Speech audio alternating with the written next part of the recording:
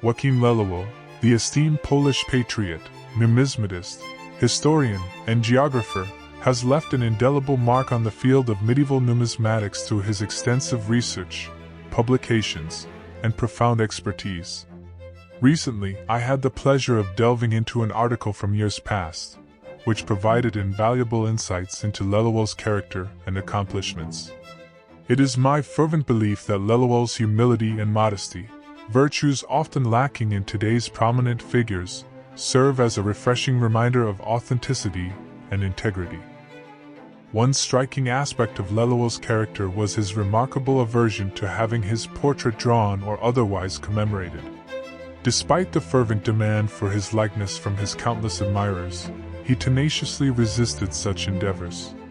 Nevertheless, his resolve was eventually breached, leading to the creation of one of the most renowned portraits of Lelewel, the medal created by David d'Angers, who lived from 1788 to 1856. David d'Angers was a highly skilled sculptor and medalist of the 19th century. In an enlightening passage from the article, Lelewel's correspondence sheds light on the creation of the medallion by David d'Angers. In the same collection of letters, written by Lelewel, we find some interesting details regarding the large medallion that David made of Lelewel. The few sentences we encounter in his letters show how much Lelewel avoided any publicity or external displays, even from his friends and his own family. In response to a question posed by his brother John about his portrait, Lelewel replied on December 8, 1844. "I conclude this long letter with a little news that will let you know that if you won't have the painting, at least you will soon have the satisfaction of seeing me in bronze. The very famous sculptor David has been making various efforts for a long time to obtain my profile.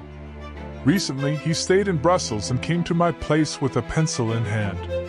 I didn't have the possibility to show him the door or snatch his pencil away, but he didn't reach his goal without difficulties. Finally, you will have me in bronze, rejoice." John became impatient and asked about the medallion. But there was no sign of life from David. "Has David done anything?" "I don't know. He hasn't sent me anything, but I've heard that he had other urgent works." Lelewel wrote, "I'm finally sending you 2 plaster medallions sent by David. They will certainly break at my place. If you want the one in bronze, come and get it yourself." On January 20, 1846, Lelewel wrote, "David refused to make a portrait of the Prince of Orleans, but he sculpts vagabonds." Lelewel's admirers made several medals in his honor, but the old loner was not at all proud. In one of his many letters, he writes in a moment of good humor, "The Belgians steal from me. There is no doubt that my fasces is my material and intellectual property. They respect this property in such a way." Hart struck a large medal. 3 copies of the small medal were brought to me by the Scoers brothers, wealthy numismatic enthusiasts whom I did not know before. Jeeves, one of the top sculptors here, often came to my place without being invited. I thought his visits had a purpose and that he came to steal from me. It's done.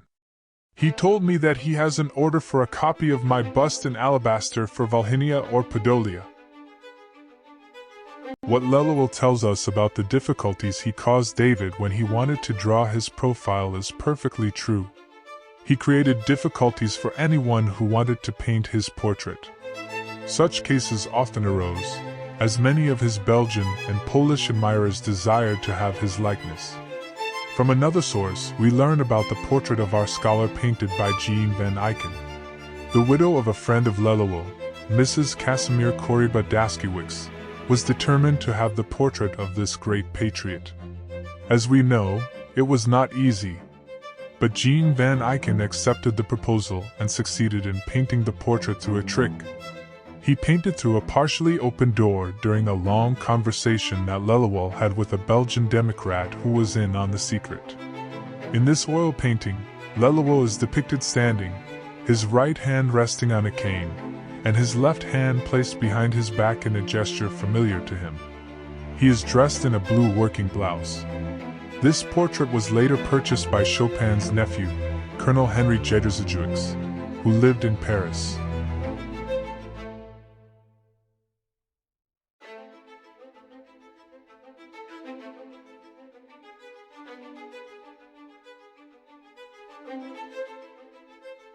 The enduring impact of David's Medal of Lelewel resonated profoundly, inspiring numerous other artists to adopt his image for their own portraits.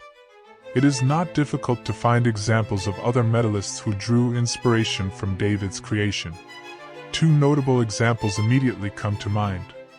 The medal created by Hart, earlier referenced by Lelewel, and a medal by Worden. Thank you for taking the time to watch the first episode of Numismatic Nuggets by North Coast Antiquarian.